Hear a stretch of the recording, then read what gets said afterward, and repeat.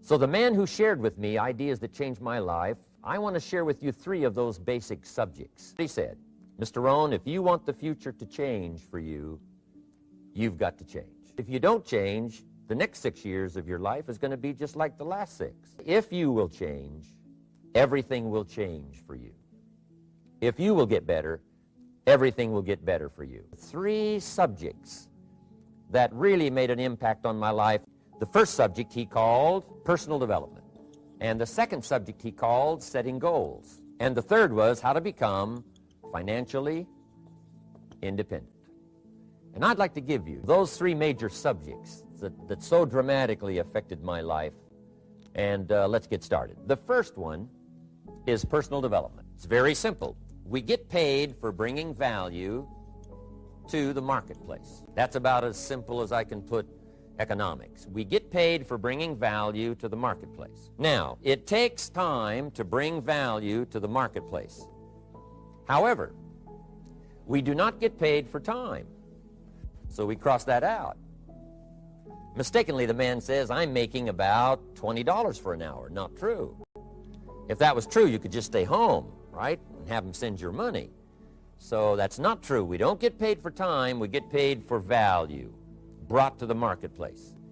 Now, since that's true, here's one of the key questions of my talk to you today. Is it possible to become twice as valuable to the marketplace and make twice as much money in the same time? Is that possible? The answer is yes. Could you become 3 times as valuable in the same time? And the answer is yes. 5 times, 10 times? Of course. Let's say at $5 an hour, and it keeps going up. Top income last year, $80 million. The guy who runs Coca-Cola. Why would the marketplace pay someone only $5 an hour? Very simple answer. They're not very valuable to the marketplace. Now, we must underline to the marketplace.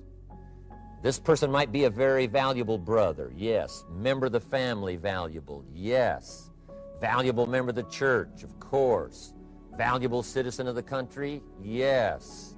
Valuable in the sight of God? No doubt. We're all of equal value in the sight of God. But if you're not very valuable to the marketplace, you don't get much money. Why would the marketplace pay some people $50 an hour? Answer, evidently, they must be more valuable to the marketplace. 10 times more valuable. And is that possible for someone to be 10 times more valuable and earn $50 an hour instead of 5? And the answer is yes. And would the marketplace pay one person $80 million for 1 year's work? And the answer is, of course. If you helped a company make $1 billion, would they pay you $80 million? I'm telling you, it is possible. That's why this financial ladder is so exciting. It's possible for all of this to come true for all of you, no matter where you start. As a student in school, just getting started out there in the workplace, this is all possible for you. Now, Mr. Schoaf gave me the clue on how to climb this ladder as high as I wanted to climb. Here's what he said to me. In climbing this ladder economically, all you have to do is work harder on yourself than you do on your job. Once I heard that, it made sense to me. I kept hoping that everything else would change around me, found out that if I went to work on myself, worked on my skills, worked on my language, if I became better than I was each year, if I grew in skills and language and vocabulary and competence, then I would become attractive to the marketplace. All we have to do is change what's going on in here. And now there's several ways to do that on personal development. Here's the first one. We must learn from personal experience. Pretty simple. Learn from what happens to you. Take a look back over the last few months. Did you make some mistakes? How could you correct those for the future? Take a look back over the last year. Have you done it right or done it wrong? Let's correct it for the next year. So learn from your personal experience. Now here's number 2, and that I call it OPE, other people's experiences. That's me, other people. That's your teacher, other people. That's your friends and colleagues, other people. The people you meet that can pass along to you their experiences, what's happened to them, the mistakes they made, how they corrected them, how they changed their health and changed their bank account and changed their income and changed their future. That's it. Other people. Now, there's two kinds of people to learn from. One is failures. But now then we must also learn from positive, people that have done well. They've got the health, and so we ask them, how did you become so healthy? They've got the skills, so we ask them, how did you become this skillful? They've got the income, so we ask them, how did you get here in such a short period of time? So now here's what's important in personal development. In learning from other people, we learn, number one, by observation. We learn what we see. We watch people that are successful in what they do. In sports, we watch their disciplines. In business, we watch their disciplines by observation, what we can see. Second, we learn by what we hear. Listen to the lectures. Listen to the teacher. Listen to someone who's got something good to say. And then number three is vitally important on personal development, and that is read all the books you can possibly read in your lifetime. It's very important. Become a good reader. Some books that helped change my life, recommended, of course, the Bible, and then other books that helped to really change my life. One called Think and Grow Rich by Napoleon Hill. And then a book that helped me become financially independent by the time I was 31. And that book is called The Richest Man in Babylon by George Clayson. I started reading the books, attending the classes, making sure that I got in front of people that had something good to say. And then I started keeping a journal. One of the major things my teacher taught me was to keep a journal. He said, don't trust your memory. If you hear something good, just make a little note and write it down. Value captured that you can resort to later. Go back over it and review it and let it become valuable to you. Now let's cover the second subject on setting goals. Mr. Shelf gave me some tips on setting goals that changed my life forever, and I want to share those with you. So let's talk about setting goals, and I also want to tie it to personal development, and you'll see how I'm going to do it as I progress here. Setting goals. There are four things to consider in terms of attitude. One is how you feel about the past. We've got to have the future well designed. The future is called the promise. The promise of the future can be an awesome force for your own future. The promise of the future, designing the future. There's two ways to face the future. One is with apprehension, and the other is with anticipation. I promise you, in my travels around the world, most people face the future with apprehension. And here's why. They don't have it well designed. They've sort of left that up to someone else to fix. But here's the best way to face the future, with anticipation. And you can face the future with anticipation if I would like to have you consider some thoughts with me that help me to really change my future. Setting goals is very simple. Number one, decide what you want. You just take a little time. You sit down and say, what do I want? What kind of skills do I want? What kind of income do I want for the future? What would I like? Where would I like to go? Places I'd like to visit. Habits I'd like to acquire. Skills I'd like to have. You just take a little time to think about what you want. Economics, friendships, people you'd like to meet, places you'd like to go. Make a list. Just jot it all down. It's really a very simple process. And then here's number three. Keep all the old lists. I'm telling you, this served me so well, keeping my old list of goals.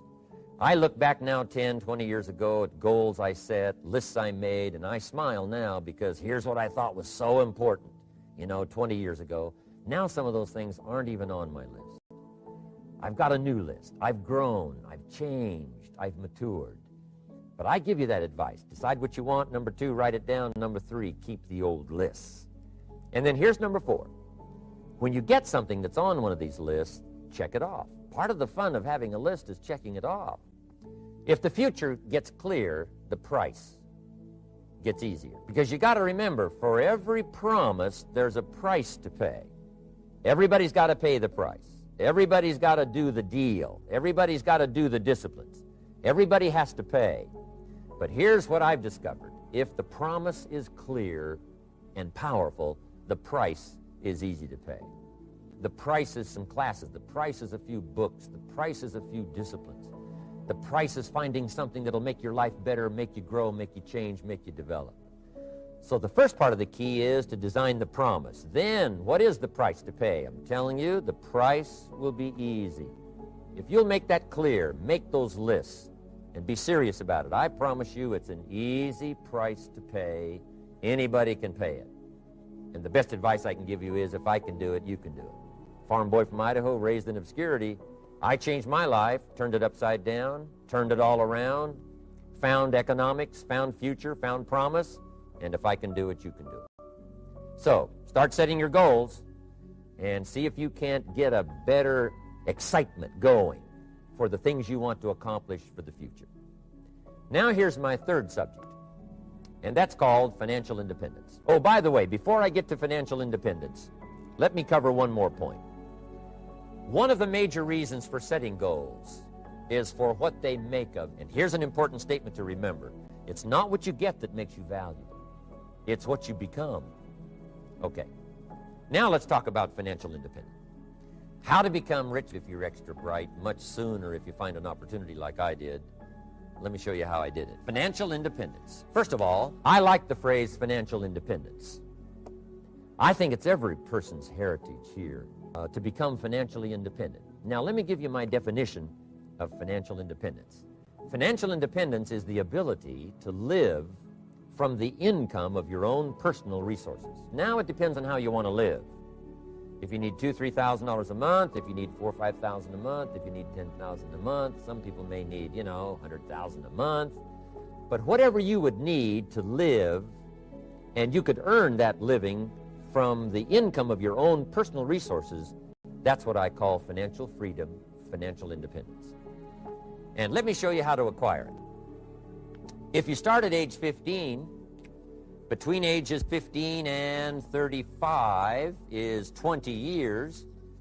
And in my personal opinion, based on my own studies and my own experience, 20 years, in my opinion, is enough time to become financially independent. If you're not, you don't live in the wrong country. Probably what's happened is you have the wrong plan. And it's easy to be a nice person with the wrong plan. I found that when I was 25 years old. I was broke at age 25, and I was a nice guy. You would have liked me. But I'm telling you, my plans up until then, especially my financial plan, left me broke. I totally changed it the next 6 years, and I became financially independent. So I know what I'm talking about. It is possible in a reasonable amount of time, 15 to 35, whatever, 20 years' time, enough time. You can do it in a much shorter period of time. Here's number one. First of all, you got to have the right philosophy. Philosophy is our ability to gather knowledge and sort through it and decide what's valuable. To develop a philosophy about life, a philosophy about our health, a philosophy about our family relationships, a philosophy about economics. And if you develop the right philosophy, that's what helps to set this sail so that in 6 years it takes you where you want to go instead of winding up like I did that first 6 years of my economics, broke, no money, empty bank account. Let me give you a couple of philosophies to consider. Here's the first one. It's called the philosophy of the poor. And here it is. Poor people usually spend their money and invest what's left. That's the philosophy of the poor. Now here's the philosophy of the rich. Rich people invest their money and spend what's left. And here's the startling answer. It really doesn't matter what the amount is. What's most important is not the amount. What's really important is the philosophy. Now let me give you my best view of what to do with $1. And I promise you, if you started at age 15, now if you're over 15, right, you've still got plenty of time. You still got 20 years. If you're 30, you've still got 20 years. I mean, you still got plenty of time to start what I'm about to share with you. What to do with $1. Here's my first bit of advice. Never spend more than 70 cents. Never spend more than 70 cents. Now, you got to pick some number, and the number you pick is going to be determined by your philosophy. It's going to be determined by what you've been taught or your experience teaching yourself. When I first met my teacher, Mr. Schoaf, I was at about 110% of each dollar. I'm down at budget finance, hawking my furniture and my car one more time. And then I learned a whole better formula for financial independence. Number one, don't spend more than 70 cents. Now, kids say to me, well, okay, what do I do with the other 30 cents? And here's what I teach them. 10 cents for charity or church, or helping people that can't help themselves. 10 cents to support worthy projects that you feel good about. 10 cents out of every dollar. It's called being generous with part of what you've taken out of society. Now, in my opinion, nothing teaches us character better than generosity. No class, no teacher, no book. Help people that can't help themselves, support worthy projects. Or if you belong to a church, they teach tithe, piece of. That's very important. Okay, next 10 cents. I call active capital. Active capital means do something to make a profit. Active capital. Set aside a portion of your income. Wages are okay, but I'm telling you, wages will make you a living. Profits will make you a fortune. So set aside part of your income as capital, called active capital. Any kind of project you can possibly think of, you can possibly come up with. So, 10 cents out of your living, out of the money you earn, set aside for capital. Capital to try your best to show a profit. I mean, you know, it doesn't take long to figure out some enterprise that'll start making a profit. Then you must jot this down if you're taking notes. Profits are better than wages. One, you can't usually start wages until you're about 16, 15, 16, but you can make a profit long before you're eligible to start earning wages. And then there's no limit to profits, and they can double and triple and quadruple. You know, there's no limit. It's incredible how fast profits can grow. So profits are better than wages. Wages make you a living, profits make you a fortune. Now, the third 10 cents is vitally important. I call it passive capital. Capital you let somebody else use. A financial institution, stocks and bonds, mutual funds, whatever. Let someone else use it. You furnish the money. They use it to make a profit, but they pay you for the use of it, called interest. And here's one of the things that'll make you financially independent fairly quickly, and that's called compound interest. And this is how you get it. Letting someone else use a portion of your money, your substance. They show the profit, they pay you interest. And this passive capital, I'm telling you, over a sustained period of time, if you'll develop this little 10, 10, 10, and 70, especially starting at age 15, I'm telling you, by the time you're 35, you will be financially independent. You'll have the ability to live from the income of your own resources. And then one more point on passive capital. There's a Bible philosophy. I'm an amateur on the Bible. But there's a Bible philosophy that teaches the borrower is servant to the lender. And if you want to be in a powerful position as you grow older, finally when you become mature, maybe have your own business, things have worked out for you for the future, the position you always want to be in is the power position. And that's called the lender. The lender is the power position. So if kids learn early enough, and then you ask them what they'd like to be when they grow up, I'm telling you, once they understand, they'll say, well, one of the things I want to be is one of those lenders. That's the power position, not the spender. No, you'll be pitied the rest of your life if you just become a spender. You got to become a lender. And I think this is one formulas to follow. 10 cents out of every dollar. Let someone else use it. Be the lender, power position. Then try to show a profit. Capital belongs in the hands of the state, not in the hands of the people. We've been teaching all these years, capital belongs in the hands of the people, not in the hands of the state. And we turned out to be right. Capital in the hands of the kids, capital in the hands of the people. Enterprises that make a profit, enterprises that grow. It's the hope of our future. So that little simple formula, I hope will help you. Now, one more key on financial independence, and that is attitude. Attitude. Here's number one. I used to say, I hate to pay my bills. My teacher straightened me out on that. He said, let's see, Mr. Rohn, what you hate to do is pay $100 on an account and reduce your liabilities and increase your assets. I said, well, no, not if you look at it that way.